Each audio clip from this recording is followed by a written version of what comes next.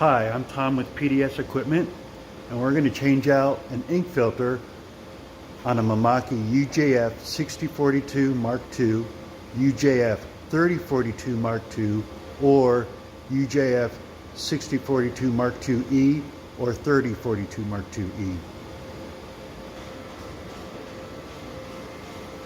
At the back of the machine, underneath the ink bottles, remove the Phillips screws indicated by the blue arrows. Save these two for last.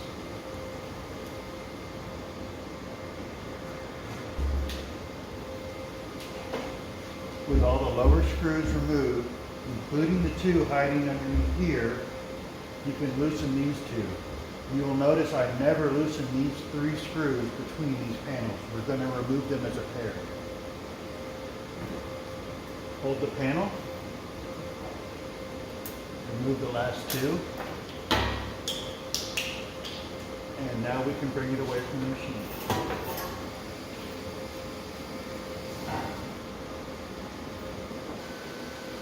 Here with the panel off, we can see the ink valves, the filters,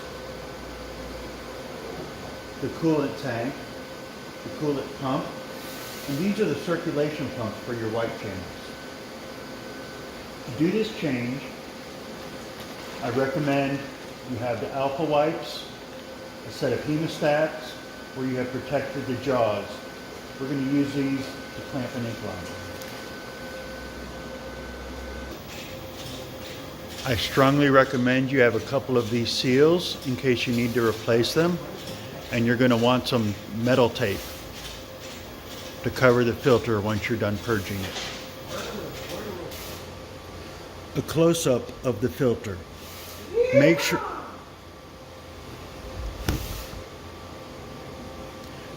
we're going to change channel 2 filter. In this machine, it's the clear. This is it right here. This line is the line that runs to the sub-tank up at the carriage. So we want to clamp this line off before we disconnect, or we can cause a sub-tank overflow. So here I want to clamp the line gently. Now I can disconnect it by pinching these two tabs.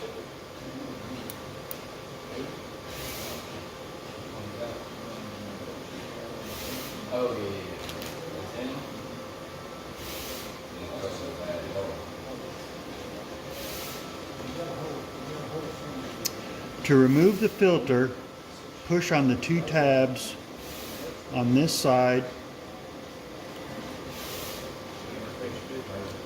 and it will come up.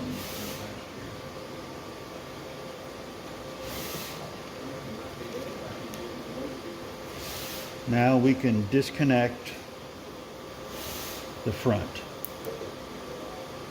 Because the valve is shut, you shouldn't get a lot of ink pouring out of this.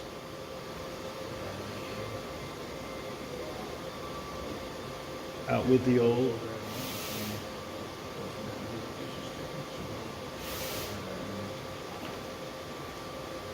We're going to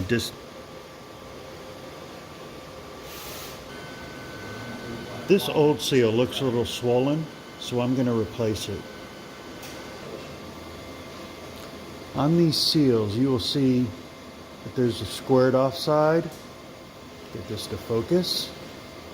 And more of a rounded side. We want to take the squared off side, mount it inside the filter, like so. Do that on both sides. Okay, let's take a close look. There is an inlet side and an outlet side on this filter. When looking from the side, the inlet side will be lower than the outlet side.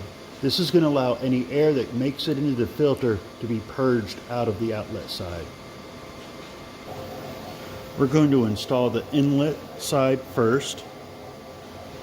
Squeeze the elbow connector, align everything, push it on, and make sure you feel both sides of the connector click. You'll hear and feel that click. That's a well-seated connector. Next step is to purge the air out of the filter. To do this, we're going to push on the ink supply valve for the channel you're working on. You'll see that slowly fill up with ink.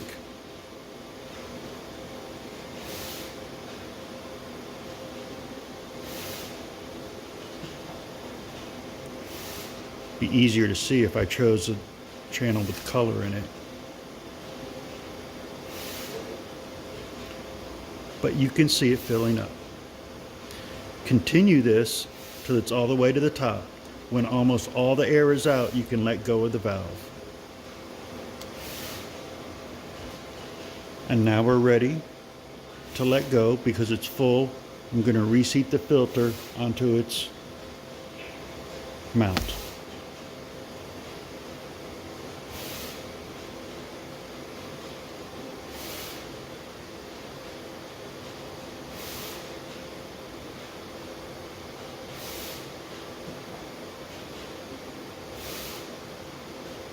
And reconnect the outlet connector. Make sure the seal is well seated and you feel both sides click. Remove the clamp.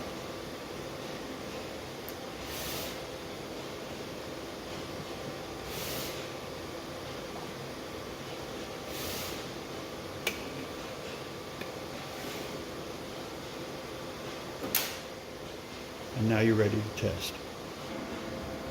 With your new filter in place, you can now fill up your sub tank, check your ink supply, or otherwise test whatever required you to change the filter in the first place. When you are done, you must put this cover back on. We do not want to expose some of the components here to natural light. And that includes this filter. So these filters, once we are done, we have purged, we go ahead and cover them with the metal tape that I discussed earlier. This is to prevent light from curing this ink. What little ambient light will be in here once the covers are on. So just peel your tape.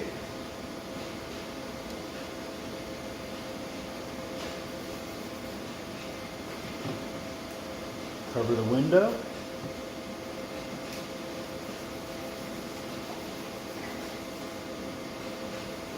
And with everything done here and reattached, you can put the cover back on.